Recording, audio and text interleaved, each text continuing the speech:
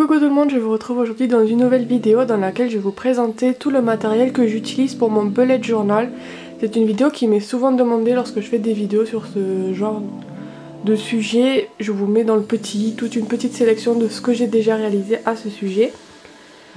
Et donc aujourd'hui je reviens avec tout le matériel que j'utilise le plus souvent pour le bullet journal parce que c'est un matériel qui revient assez souvent, que j'utilise régulièrement.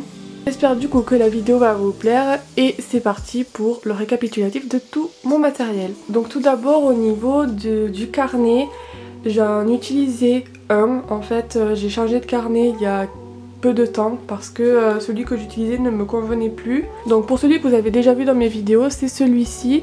C'est un de la marque Fantastic Paper. Ce carnet il a la particularité d'être avec des pages blanches comme ceci qui sont assez épaisses et sur lesquelles vous pouvez utiliser l'aquarelle. C'est pour ça que j'ai beaucoup aimé ce bullet journal au tout début parce que je pouvais réaliser de l'aquarelle facilement. Mais le souci c'est que c'est un carnet qui n'a pas de points à l'intérieur et c'est quelque chose qui me manquait beaucoup. Je l'ai vu notamment en utilisant mon second carnet que je vous montrerai par la suite. Donc celui-ci a la particularité de ne pas avoir de points, donc pour tout tracer il faut tout tracer à la règle. Néanmoins si jamais vous cherchez un bullet journal sur lequel vous puissiez faire de l'aquarelle parce que vous c'est ce qui vous plaît, c'est la créativité plus que l'organisation, je vous conseille vraiment celui-ci, il est vraiment top. Je vous mettrai le lien dans la barre d'infos de toute façon de tous les produits que je vais vous présenter. Mais voilà, donc j'ai commencé à utiliser celui-ci. Et j'utilise désormais celui-ci qui a donc il a un petit peu moins de pages je crois que le précédent, mais qui me convient beaucoup mieux parce que tout simplement ce sont des pages avec des points. Il y a 160 pages il me semble et donc j'ai commencé à l'utiliser quoi, donc voilà. Et ça me va beaucoup mieux, je n'ai plus à utiliser ma règle et ça c'est quelque chose que je voulais plus utiliser. C'était la règle parce que j'aime bien quand les traits sont faits à la même. Le problème c'est que sans les points du coup mes traits étaient vraiment pas droits. Là avec les points ils sont légèrement... ils sont pas droits non plus mais ils sont au moins bien symétriques. Comme ici, voilà. Voilà. C'est quelque chose que je préfère vraiment. Les pages sont un peu plus... sont moins épaisses donc je ne peux pas faire de l'aquarelle à l'intérieur, mais moi ça me dérange pas parce que je préfère utiliser des stylos en fait. Hop, voilà une page par exemple. Je préfère utiliser ça comme ça, que ce soit quelque chose de beaucoup plus sobre. Au pire je rajoute des petits dessins au stylo noir par la suite si ça me prend. Mais sinon moi je préfère m'organiser comme ça. Après tout dépend de vous, vos envies, de comment vous voulez vous organiser, etc. D'ailleurs dans cette vidéo je vais pas vous montrer comment je m'organise, mais je peux vous faire une vidéo à part entière sur ça si jamais ça vous intéresse. Mais donc voilà pour le nouveau carnet que j'utilise, pareil je vous mets le lien dans la barre d'infos. On passe maintenant au stylo. Donc pour ma part j'utilise pas mal de stylos, j'aime beaucoup la papeterie. Et tout d'abord j'utilise ces stabilos là, donc ce sont les stabilos couleur pastel que j'aime beaucoup utiliser, ça permet de surligner rapidement et moi ça me permet d'ajouter de la couleur rapidement. Donc voilà tout cela. J'utilise également des stylos à pointe épaisse comme ceux-ci qui sont un peu des stylos à calligraphie. Pareil avec des couleurs assez pastel, sur des couleurs que j'aime beaucoup et qu'on retrouve dans les fluos que je vous ai montré précédemment. Ceux-ci sont de la marque Faber-Castell. Voilà, et pour ma part j'en ai 4 comme ceci et j'en ai également 2 comme ceci, ce sont des pointes fines ceux-là. Donc le noir que j'utilise pour écrire dans mon bullet journal et le bleu que j'utilise un peu moins fréquemment mais que j'aime beaucoup utiliser, j'aime beaucoup la couleur de celui-ci. Un tombeau pour faire mes citations, les titres, etc.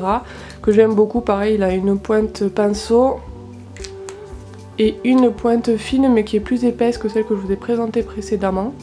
Donc un noir basique, pour ma part j'ai pas besoin d'avoir 50 000 couleurs. Mais il existe beaucoup de couleurs pour ces feutres et ils sont vraiment top, donc ceux-là aussi je vous les conseille. Et sinon j'utilise principalement ces stylos là. Donc ce sont des stylos de la marque Staedtler. Et là vous avez donc toute une ribambelle de couleurs. Bien sûr le plus souvent j'utilise le noir. Et ça c'est pour ajouter de la couleur dans mon bullet journal. Mais sinon j'écris avec celui-ci quand je dois écrire à l'intérieur ou avec le Faber-Castell que je vous ai présenté précédemment. Donc voilà, là on a 10 couleurs et franchement je les aime beaucoup.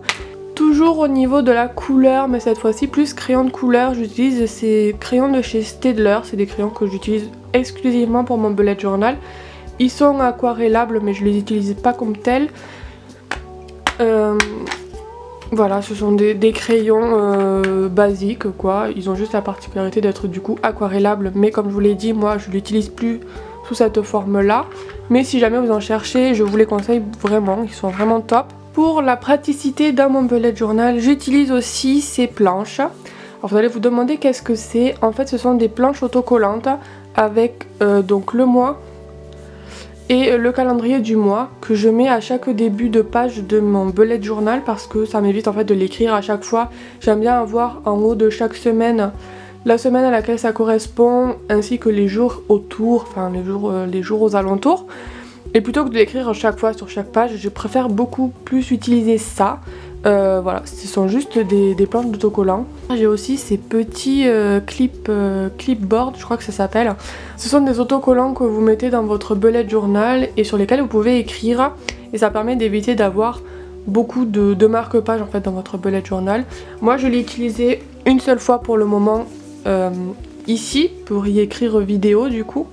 Et voilà, je compte l'utiliser pour d'autres trucs, même si dans mon bullet journal il y a un index. Je préfère toujours avoir quelque chose à portée de main en fait, que je puisse tourner rapidement et trouver la page rapidement. Voilà, ceux-là ils sont vraiment super, j'aime beaucoup les couleurs, c'est ça qui m'a donné envie d'utiliser ceux-là. Ensuite j'utilise également ceux-ci, ce sont des petits tags.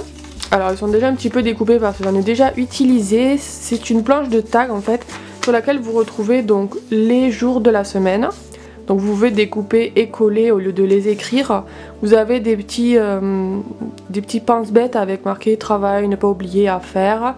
Et ici vous avez des espèces de post-it, comme des post-it en fait, mais c'est sur papier, donc vous pouvez les coller où vous voulez, en notant ce que vous voulez pour vous en rappeler. Vous avez aussi des choses avec rendez-vous ou anniversaire pour ne pas les oublier. C'est moi qui les ai réalisés, ils sont en vente sur ma boutique, je vous mets ça dans la barre d'infos si jamais ça vous intéresse. Moi c'est quelque chose que j'aime beaucoup utiliser. Pareil, c'est toujours pour un gain de temps et avoir quelque chose sous la main. Vous avez juste à l'imprimer. J'utilise aussi un simple crayon à papier, un Critérium pour faire des esquisses ou si jamais je ne veux pas me tromper, mais si jamais vous vous demandiez ce que j'utilisais, j'écris pas tout le temps directement, ça m'arrive mais pas tout le temps. Sinon j'utilise juste un Critérium. Et enfin pour terminer, il m'arrive aussi de rajouter des masking tape, de la décoration avec du masking tape, ça c'est vraiment facultatif. Mais c'est vrai que de temps en temps, dans certains mois, j'aime bien utiliser ça, plutôt que des feutres ou des dessins. Donc voilà une petite sélection de masking tape, j'en ai vraiment beaucoup plus. Ça permet de rajouter une touche de couleur et moi j'aime toujours avoir des petits qui sont assez originaux. Notamment celui-ci avec les astres, je l'aime beaucoup. Voilà, j'en ai terminé avec tout mon matériel pour mon bullet journal. J'espère que cette vidéo vous aura plu. Puis si vous avez des questions, n'hésitez pas à me les poser en commentaire. Je vous mets tous les liens des articles en barre d'infos si ça vous intéresse. Je vous fais de très gros bisous. N'oubliez pas d'aller me suivre sur Instagram parce que je poste très régulièrement en ce moment. J'y poste pas mal de mes illustrations, de mes dessins que je montre pas forcément sur YouTube. Donc si jamais vous êtes intéressé, venez m'y retrouver. Retrouvez-moi aussi sur ma boutique pour voir mes illustrations, pareil. Je vous fais de très gros bisous, on se retrouve très vite. Bye bye!